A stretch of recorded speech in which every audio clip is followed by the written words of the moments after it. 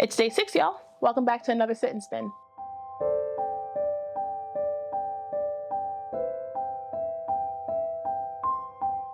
Hello and welcome to Stitches and Starlight. My name is Tashiana, but you can call me Tashi because that's what all my friends do, and we're friends now. I'm coming to you from my home in Brooklyn that I share with my husband Joshua and the 2 hell kittens, actual cats, not humans, Minerva and Astoria. And this is my corner of the internet where we talk about all the things I'm making, whether I'm knitting or spinning or sewing or potentially weaving. It is just fiber joy and wool chaos. Oh my God, I have floop in my nose. Fiber joy and wool chaos all the time. If you're a returning viewer, thank you so much for clicking on the thumbnail. There are a million voices vying for your attention on the internet, especially right now. And you saw whatever this is and decided to give it a go. And that makes you a bad human. If you're a returning viewer, I think I did that all wrong. But if you're a returning viewer, welcome back to the channel. Today we are doing day 6 of my Dreamland spin. That now puts us halfway through Advent, which is crazy. Time is, again, how many times will I say that time is not real this month? This is what happens when I'm filming this often because I have no idea what day it is. I have no idea what I'm doing. I'm just coming and going and I'm not sure what's happening. And when I'm filming this often and I don't have like a set schedule, I'm just discombobulated. So time is not real. And thankfully we have these delightful little bundles to keep us on track. I will say, because I would be remiss in starting this video if I didn't do that. Thank you. God, oh, I literally told Joshua that I might cry during this episode when I tell you what we're gonna talk about. Which, if I cry, that'll be the craziest thing. But I was telling Joshua I might cry during this episode, but I might cry now. Thank you so much for all of the thoughtful comments. I have not gotten to all of them yet, but all of the thoughtful comments you guys left on my spicy brain sit and spin video. I filmed day 5 before that one went up. So again, because I'm batching them on some days, whatever have you. So like, I don't have, like, there was no opportunity for me to say thank you in that one. But I was not, that video was, that one and there's one more that I've yet to film, were the 2 that I was the most afraid to make, because being vulnerable and being perceived and being seen is really hard. And it's really easy when you're like the life of the party and you're waving fiber and you're just talking about a thing that you know really well. It's really easy to do that. And it is much harder to be a person on the internet. And you guys make it really easy to be a person on the internet.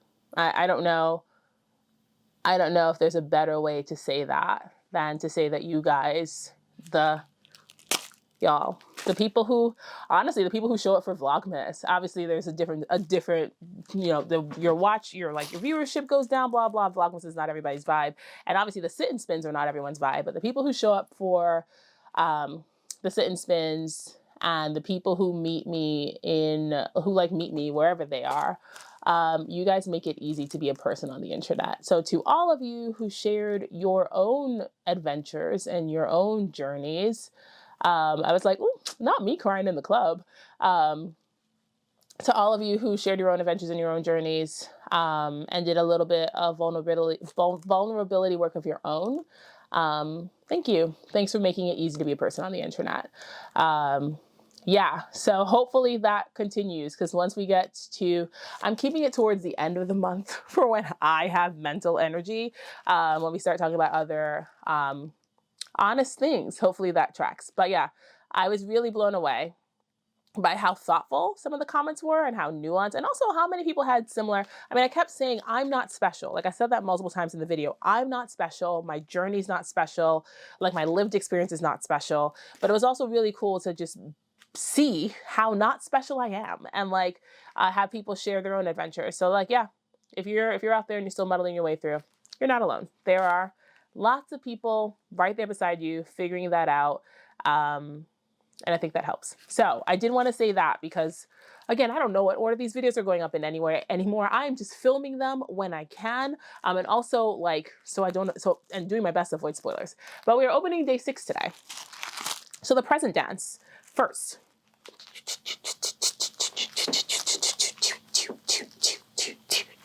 Oh, no. Before we open it,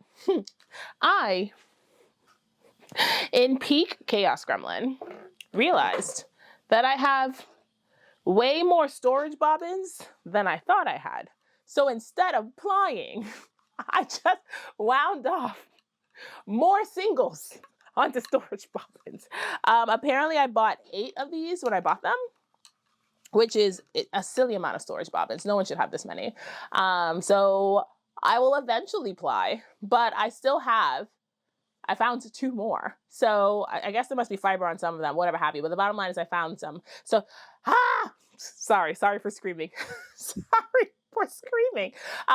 It's really funny to look at them like in real life and then to hold them up in the camera because the camera lighting is just, holding them in the lighting, it's just, sorry for screaming. Here's days 1 through 5. Melissa, you sly dog. Melissa. What the actual heck? So here's days 1 through 5. And I should ply them. I know.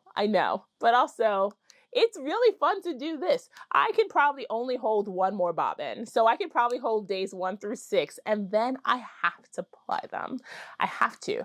Now, my theory is, if we're doing the color wheel situation, and these are all the warmer colors, by day 7, we got to start cooling it down. We got to go over the curve. So I think today we're going to get something that's a little bit orangey, a little bit yellow. That's my theory, because the gradient is shut up. Sorry, I'm having such a good time with this. But the gradient is gradienting. And so I'm thinking that by day 7, we got to start cooling it down. So I'm thinking today is going to be a yellowy, orangey, warmer color than this rusty color that we spun for day 5. And so I've already done the present dance, so we might as well just open it. Also, I'm sorry for freaking out. Actually, I'm not sorry for freaking out. Melissa is doing a really cool thing, and I enjoy hyping her up. And if you guys didn't want my honest, unfiltered reactions, you wouldn't be here. All right, let's see what happens. I was right. And also I was wrong, because wow. Here's day 6. Isn't it? So it is yellowy. It's like yellowing. So I was right. We are yellowing. But because it's on a gray base, it's reading this like warm, rich gold. It's such an interesting color. I realize that like unfolding it is we gotta appreciate it. And we gotta open her up and let her breathe. There we go. Yeah, so do you see what I mean? It's like giving like an antique gold.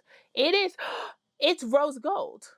That's what it is. It's rose gold. Okay, because I was like, is this an antique gold? No, it's like kind of brassy, kind of coppery. It is giving rose gold. It's just, how am I supposed to pick my favorite? So I think here is day 6. Here's day 5, and here's day 6 next to it. So it is giving a coppery, rose goldy. It's giving everything I love. And I don't know that I will be able to pick a favorite. I love them all. They are all my children. So what are we talking about today? You guys, I'm sure you felt it in the ether. It was inevitable. We're talking about Dungeons and Dragons.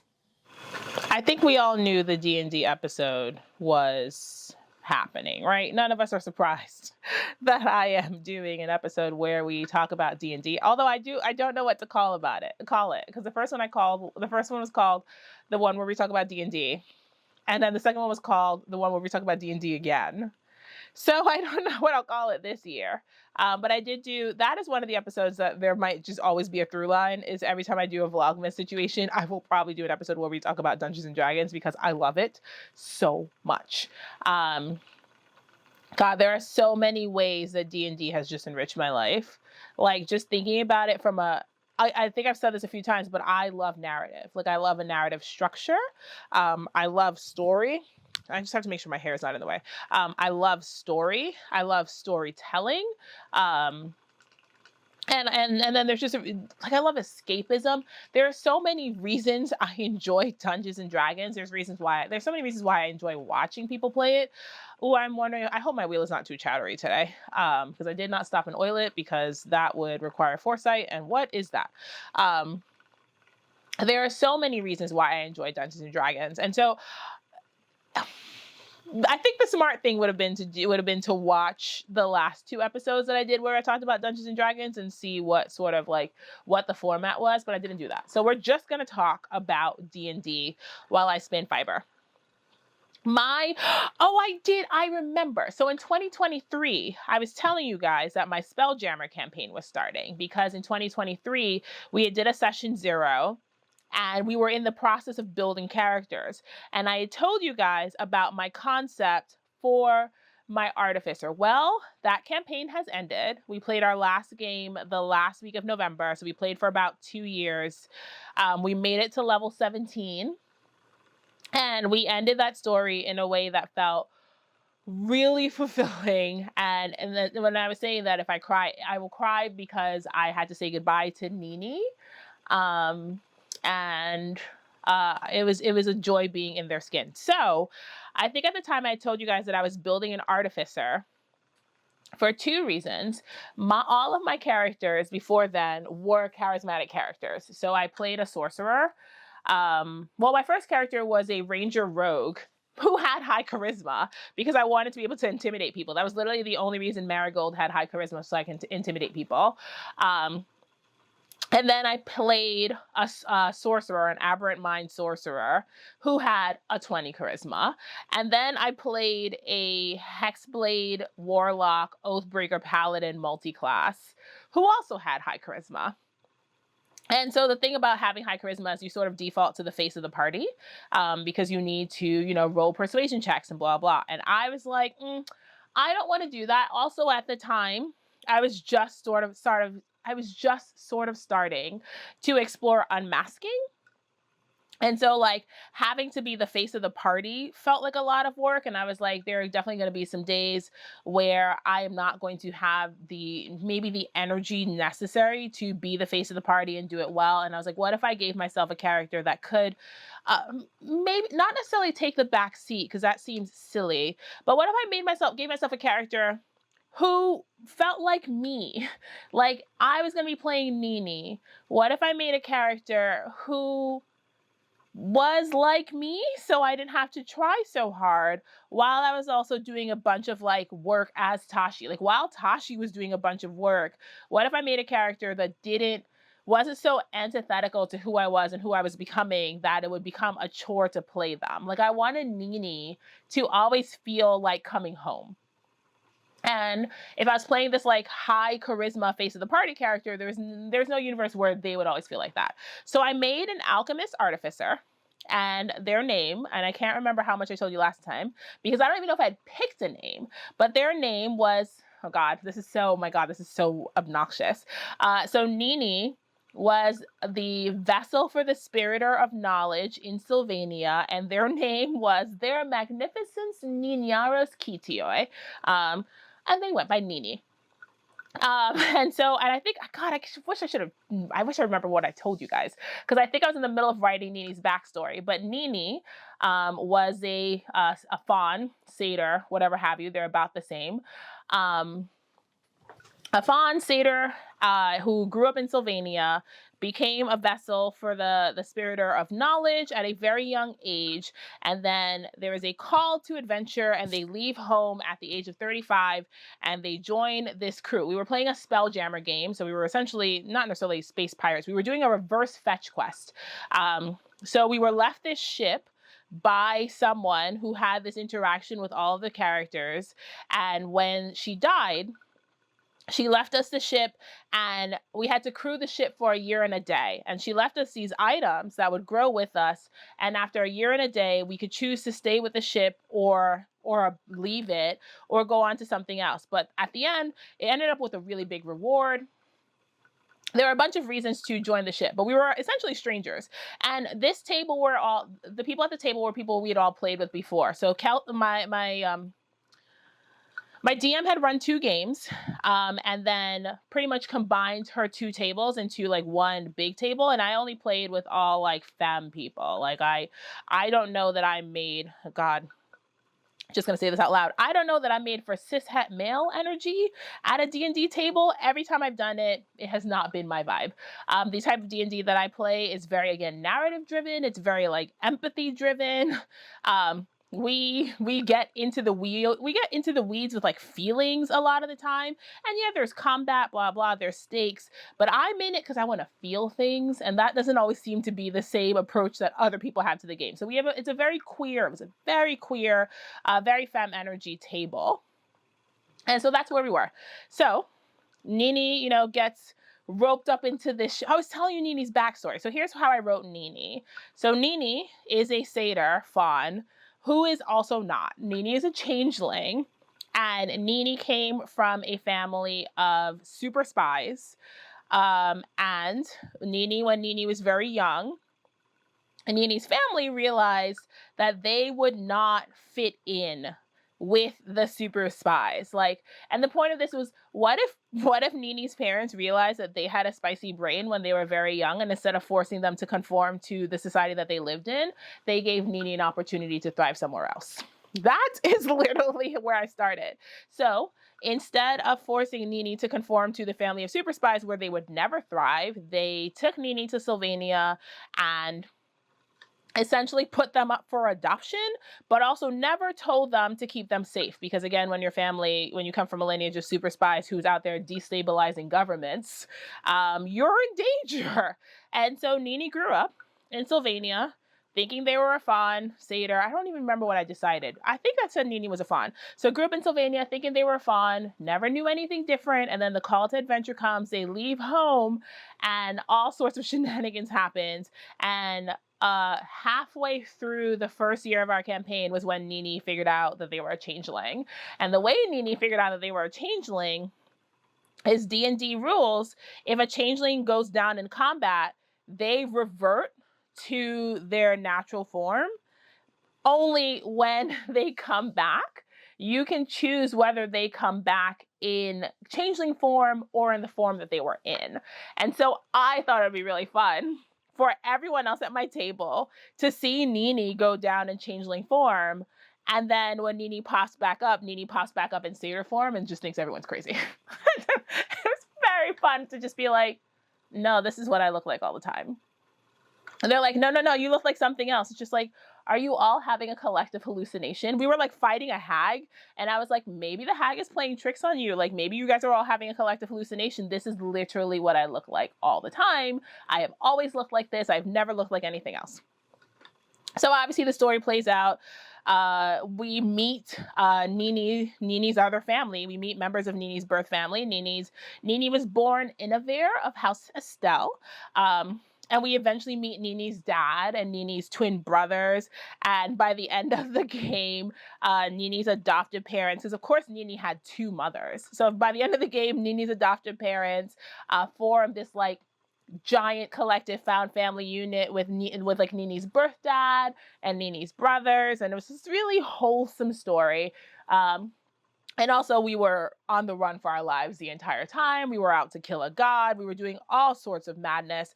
By the end of the campaign, playing an alchemist artificer was so freaking fun because I was better at healing than our cleric was.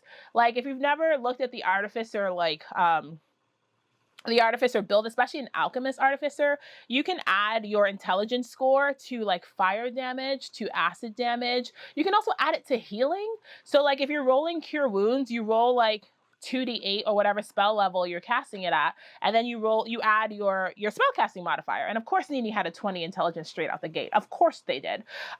So I was rolling, 2d8 plus 6. And then because I was an alchemist artificer, I got to add my proficiency bonus to it. And so like your healing starts doing like stupid things. And then we found Ioun stones halfway through the campaign. So my intelligence went up to 26. To 22, so plus 6. And once I got that, and once Flash of Genius came on at level 7, I was essentially unstoppable. My DM, now I played Nini as, a very sheltered kid who's just leaving home. So the first few combats, Like, I stayed in the back. I was like, I'm not about this. I'm not about this adventure and nonsense. I'm not running into combat, which made my DM very angry because I had the highest hit points in the party and I had the highest AC in the party. And yet I would just not run into combat.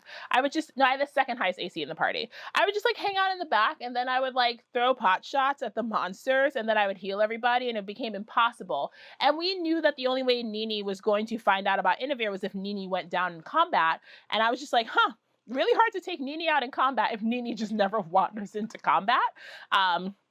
And frankly, the way Nini finally went down was through a trap, because I don't check for traps. And since I don't check for traps, my artificer doesn't check for traps. And that is literally how we took Nini out. Was we were chasing a hag. We ran up to her door. I was like, what's the worst that could happen if we approach the hag's house? Several bad things can happen if you approach a hag's house. If you're playing D&D, don't approach the hag's house without permission. Several bad things can happen to you. Yeah, but we played that campaign to level 17. That's where we ended. We killed the god. We made a new god. Well, we sort of like bullied somebody into becoming a new god. I was like, hey, I'll be that god. And everyone was like, Nini/Tazhi, you shouldn't be a god. So we were able to set up a new person in their place. It was a homebrew setting by the way. So we use like D&D lore. So we played in the Spelljammer setting. So we played in like the plains or whatever have you, but it was a homebrew story, and there was a mix of like existing D&D lore, but just a brand new plot. So we fully destabilized this terrible cult. We replaced their god with a new version of the god. And then I said that Nini stayed on the Astral Sea with their partner until they were ready to settle down. And then they established a school somewhere and just sort of hung out until time came for them. By the end of the campaign, it was fun to have Nini shifting. Nini was very resistant to shifting as a changeling, because deeply traumatic to find out that you're a whole new person under there, and then to also like have to become other people. And it was really funny because there was another changeling in our party. And so we'd just be like, changeling powers. Only the other person was like totally cool to be a changeling, and Nini was like, I'm not that. Like, that's not how I live my life. But it was a really rewarding story. It was for 2 years, I spent that time like every other week with my friends. For 2 years, every other Saturday, we would meet up. We played in person, which I know is rare, especially for adults. Like, I think the rarest part of a D&D campaign is having a set schedule. For 2 years, we met every other Saturday, and we told this like really robust story together. And now that's over. And so there's a lot of the what comes after. My DM is planning on relocating. So we're not starting a new IRL campaign because she's planning on relocating. So there's a lot of the what comes after energy. I have actually been pitching the idea of running some one-shots and three-shots, some like pre-written adventures, but I also want to run an adventure in the Kids on Brooms setting, which is another TTRPG. I don't like how connected it is with Hogwarts, because JKR is JKR, but there's been a lot of like people writing Kids on Brooms modules and like Kids on Brooms, like just one shots. And I would love to run a Kids on Brooms one shot. I like the idea of running Kids on Brooms because it's not as rigid as D&D. There are less rolls, there's less dice. You're essentially just running D6s until you like blow up or whatever have you. And so I think it feels like an easier system for someone like me to run. Also, it is narrative based. So even if you get in combat, you're not, forced to like use spells. And I love playing a spellcaster. I don't want other people to be playing a spellcaster against me. So I love the idea of running like a Kids on Brooms game or a Kids on Bikes game. But also I do find the idea of running like a small like 3-shot in 5e. I am not interested in learning the 2024 rules. I know eventually I will have to. I'm not interested in learning the 2024 rules. There's a few classes. There are some classes that I think they did really cool things. Like I think they did a really cool thing to warlocks. I don't like what they did to paladins. And my favorite class has always been paladins. I don't like what they did to paladins. I don't like some of the changes that they've made. I think what they did to cure wounds is really cool. Like, I think they've finally like buffed healing, because healing in D&D has always felt like a last resort situation. And I think the way that they've buffed healing, you might have some characters that are going to be more healing forward versus like, oh, everyone's going to die and I have to make this choice right now. So I think that's interesting, but I'm not sure that I'm really interested in learning the 2024 rules. The 5e rules were the first set of rules I learned, and I really enjoyed them. And like having to learn a new system is not my jam. I also really want to play in a Candela Obscura game because I love spooky things and I love the idea of a horror setting. And if I could find a DM who wants to run that, I might jump into that for a little bit. But as it stands, I am not playing D&D right now while I try to figure out what I want to do going forward. I do think, like I said, I do think I want to run smaller games. A bunch of my other friends who played with us are also pitching the ideas of running smaller games so that we can see how we mesh with a different DM. We had the same DM for about 4 years. And so like, it's interesting to see, like we all know each other's play style as players. It'd be interesting to see what our play styles are if we're running the table and how like the interactions change when you have a different person like heralding the game and like heading the game, if that makes any sense. So yeah, so that's what's coming up for my friend group is we're all going to take turns DMing and see what happens. I think that I would be good at the narrative aspect. I'm really loose. I play fast and loose with the rules and I enjoy mechanics, but I like telling stories more. And like there is the rule of cool, which is like, yeah, that may not be how that mechanic works, but if it's really cool and you like argue it, I might let it happen, which is like the sort of chaotic DMing that like might not work for every player. So again, I have no idea what's happening next, but I think it'll be really interesting to see what happens with like our table and our friend group and sort of everything. On my birthday, one of the people that I played my first campaign with, we are very, very, very good friends. Even though we don't play together, I still see her like weekly. She gave me a bunch of solo RPGs for my birthday because I was talking to her about how sad I am about like my campaign being over and not necessarily having that to do. And so she gave me a bunch of like solo RPG journals where I can just sort of sit in a cafe and roll dice by myself and like go on a little solo adventure. And I'm really looking forward to that. I didn't realize that solo RPGs were a thing that you could do. Oh, solo TTRPGs were a thing that you can do. And so I'm really looking forward to having it. Because again, we were talking about my therapy homework, which is figuring out how to be by myself. So I'm really looking forward to having some time to sort of like delve into those. I think during the endless week from Christmas to New Year's, where again, time is not real and nothing matters, I'm going to make time to sit in a cafe with my headphones and do some of those solo adventures and see how they go. And also to practice telling stories by myself. Because I think, again, these are all muscles that we flex. And maybe if I practice telling stories by myself, I'll be a little bit less afraid to tell stories for other people and with other people. But I think the idea of collaborative, I think the thing about D&D that keeps me coming back is it's collaborative. I mean, obviously there's a fairy tale aspect of it, or the like fantasy aspect of it. But I think one of it is collaborative storytelling. But the other thing is life's so weird and life's so hard that like it's kind of cool to pretend to be in a world where all the things about the world that you live in don't exist there. So like, what if we played a world where like racism wasn't a thing or like misogyny wasn't a thing? And not necessarily, not like, I'm not saying we play in a utopia, right? Because then the story has to have stakes and people, I mean, combat has to happen. So the story does have to have stakes. But what if we play in a world or all of the things that we know to be true that are terrible about the world that we live in aren't there for a little bit?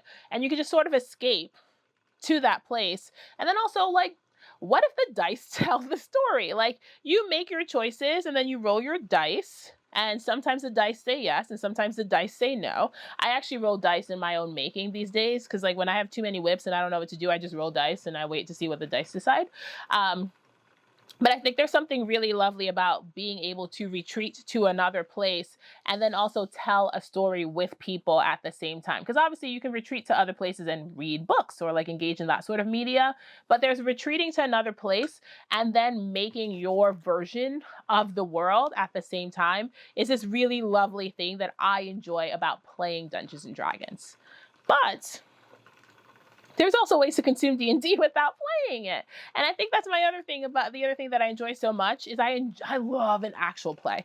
I love an actual play. I love like being friends with people who also love actual plays. I love being able to digest an actual play with friends who are also like who are watching the same thing, who have their same opinions, who have big feelings about things. So I think we're all aware that Critical Role Campaign 4 has started, and I think we're all aware that Brennan is DMing this season.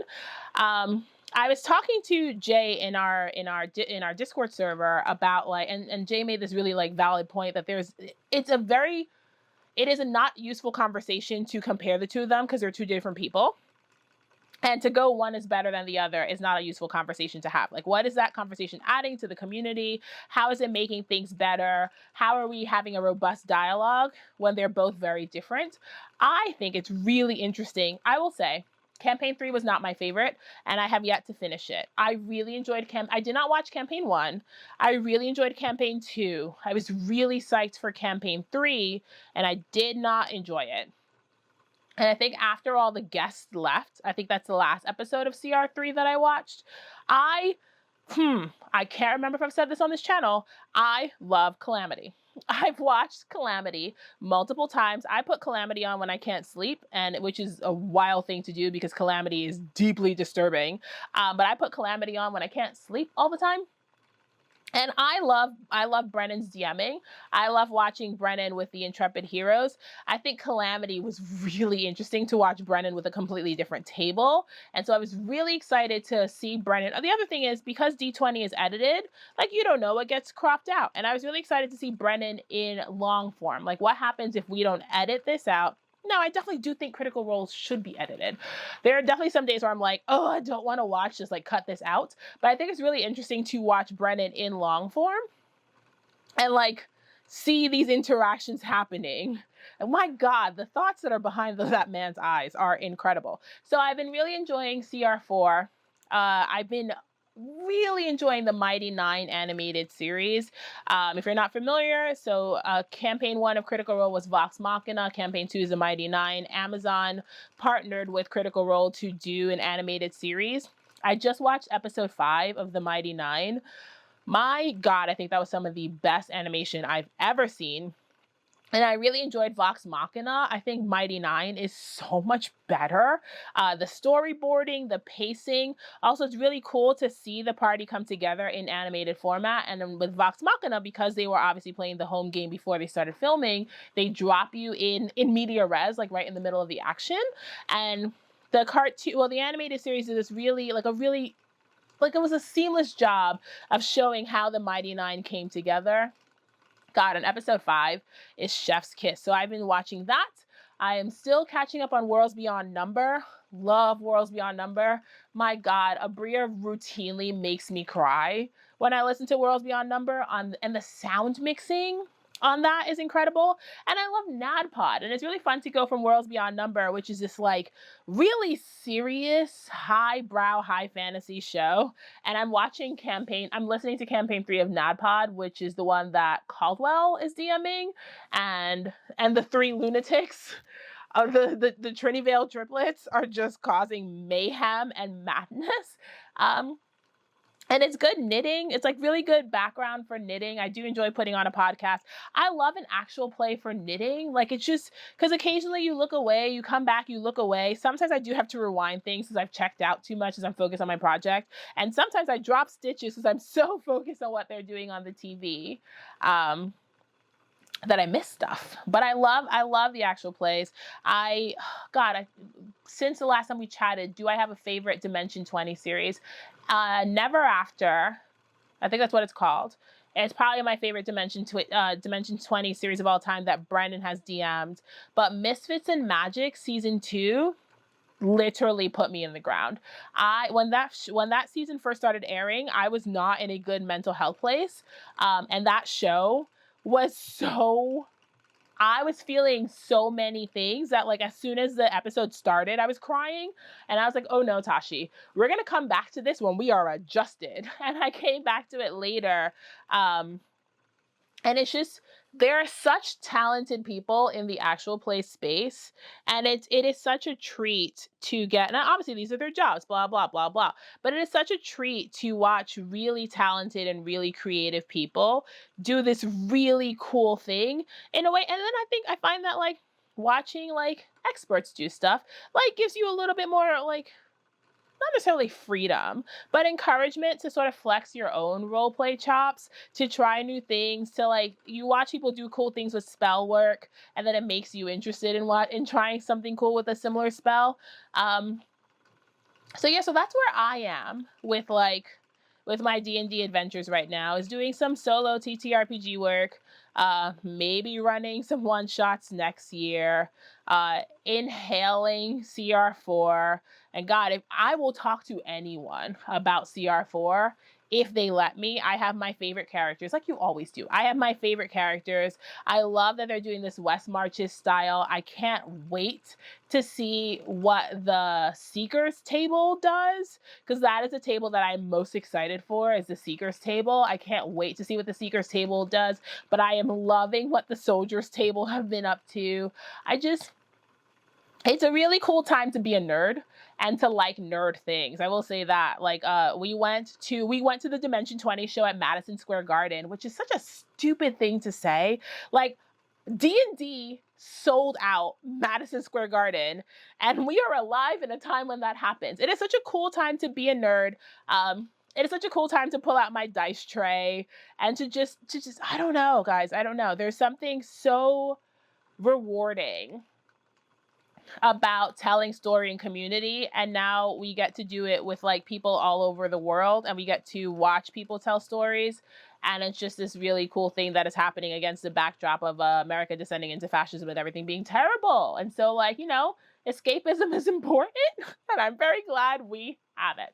So that's it for me. I hope you enjoyed my rambly chitter chatter about where I am in my Dungeons and Dragons adventure.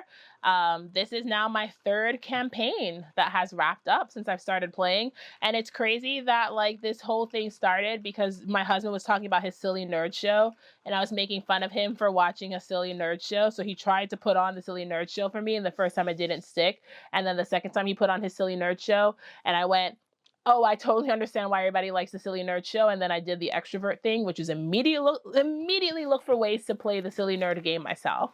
And now here we are, all these years later. It's very similar to like my spinning adventure, which is just like, oh, I saw a thing and then immediately had to do the thing for myself. Like I watched a few actual plays. I did a bunch of Googling on how to build a character. I watched some like character creation.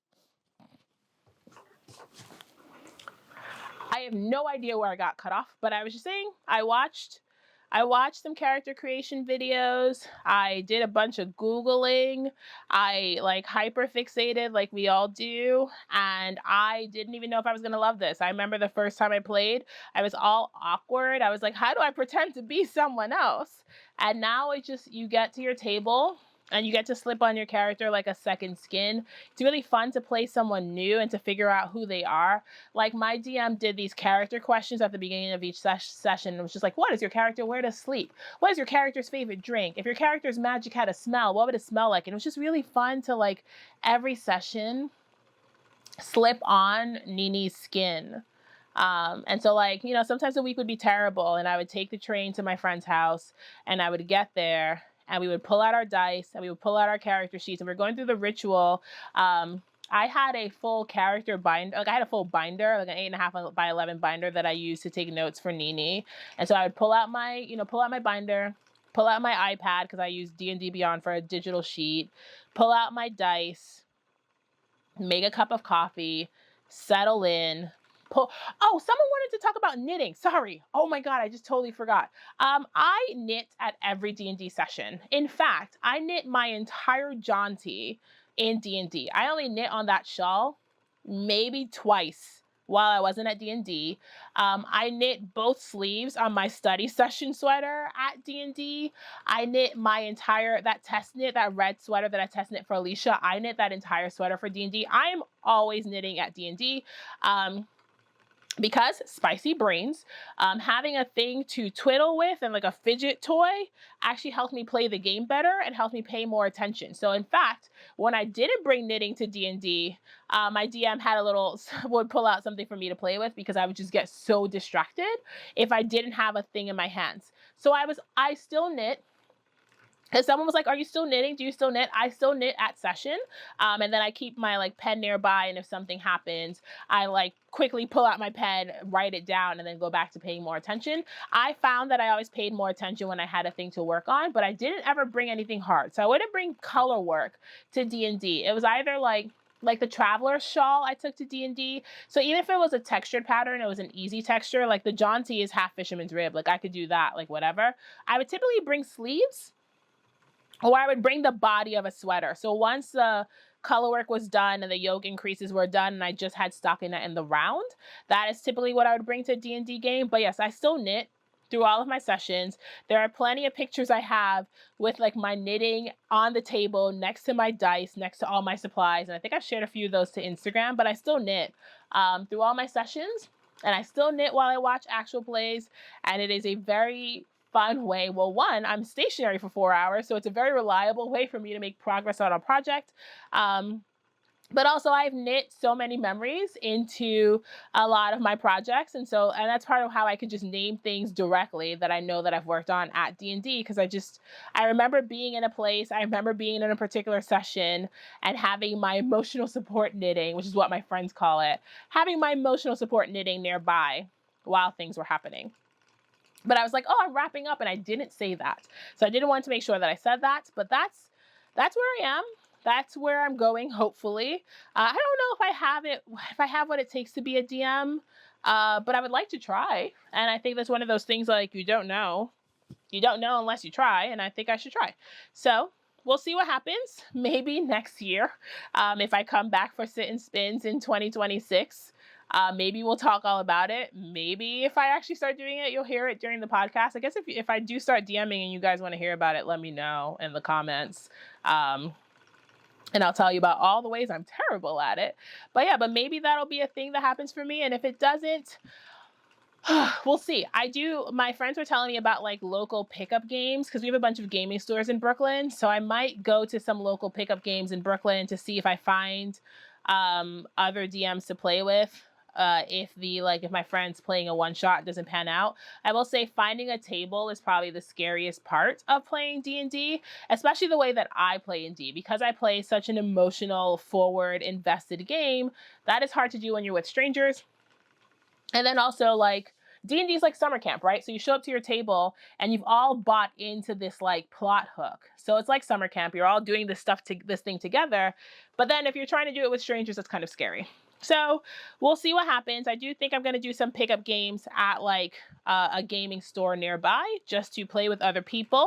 And also like learn from other people. Like we definitely have fallen into a little bit of habits because we've been playing together so long. So I think it might be interesting to see what it's like to play with other people. And to see like if I still like my play style when I'm with different players, what I would bring to a table that's different. Like how do I add to the story? Like are there things that I'm doing that are distracting? That sort of thing that you sort of only learn when you start playing with different people. So that is also the thing that's coming next, is I will be going to some gaming stores and doing the scary thing of talking to strangers with dice. So I guess less scary. But yeah, now I think I'm done. So thank you so much for hanging out with me for this like rambly chit chat where we go down memory lane and we talk about D&D. I will tell you one, oh my God, I think I've said goodbye all the like 15 times, but I will tell you my favorite part of playing Nini was, artificers get a homunculus. So Nini's homunculus was a chameleon that they made from spare clockwork gear parts. So they were a gold and silver and brass chameleon named Bodex. And Nini awakens them, and then I learned Find Familiar, so I cast Find Familiar on Bodex, and so my homunculus was both a familiar and a homunculus, and Bodex talked. And so Bodex was my conscience, and one of my favorite things about having a talking friend is whenever my DM needed to get Nini information that I wasn't putting together because, my brain is silly, Bodex would just say these really insightful things. And we would all be like, oh yeah, the chameleon that Nini made together from spare parts is like the smartest part of this party. It was my favorite thing. I will say a small story for a thing that still brings me joy is when we got paid the first time. Bodix was like, well, I worked really hard. I should get paid too. And so I gave him a gold coin and he ate it. And the entire time, Bodix was essentially a maraca. So I had to take the coin from him when we were doing stealthy things, and he would just be really sad. And then once we finished doing a stealthy thing, I got to give him his coin back. And I had a giant, I say he was a chameleon. He was the size of an iguana. He just looked like a chameleon. Because when I told everyone at my table how big Bodix was, they were like, you said he was a chameleon. I said, he's a chameleon the size of an iguana. He's the size of a cat. So when we weren't doing stealthy things, I got to give him his coin back. But yeah, those are the things that put a smile on my face, is just listening to my DM like imitate the sound of a clockwork gear chameleon the size of an iguana jingling gold coins. And that is the type of thing that keeps me coming back. So I hope you enjoyed hanging out with me. God, I think I've said that 4 times. I mean it for real this time. I hope you enjoyed hanging out with me while we spin day 6 and we chat D&D. Get in the comments. I'll pull a full Brandon phrase. Get in the comments. Let's chit chat there. Tell me your D&D stories if you have any. If you have some actual plays that you love. If you have some pet theories about Critical Role. Although, no pet theories about Critical Role. We don't want spoilers. But if you have an actual play that you're loving, if you have a character that you're loving in a thing, or if you've played a really fun character build and you want to just chit chat with us in the comments, that space is there. And I will see you soon for day 7. I love you. Go make something fun today.